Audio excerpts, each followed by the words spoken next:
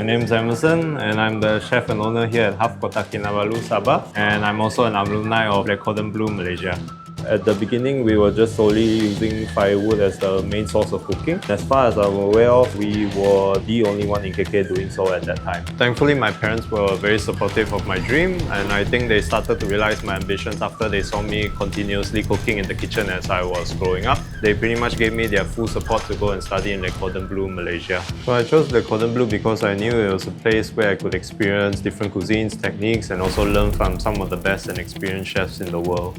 Cordon Bleu has always had a great reputation for being who they are today, and knowing what previous alumni have done, I knew it was the right path. So my initial pursuit was actually fine dining, but as I progressed further in Cordon Bleu, I got to try and experience more than just that. The chefs there were not only just experts, but they were also very kind. I was able to explore and learn more techniques that I still use till this day. I managed to learn everything that I needed to in a short amount of time. It pretty much gave me the foundations and the skill sets, and they've also helped me to figure out what I needed to do for my future studies as well. Actually, after finishing my studies in Cordon Bleu, Malaysia, I actually went to work at Higher Regency Kota Kinabalu for a few months, and after that I realized that I wanted to pursue my studies further in hospitality, so I chose to go to Cordon Bleu, Sydney. During my 4 to 5 years there, I actually worked in places like Marriott, Park Hyatt Sydney. Throughout that experience, I realized that I couldn't call Sydney my home, so I decided to actually come back to KK Sabah here and open this restaurant of mine.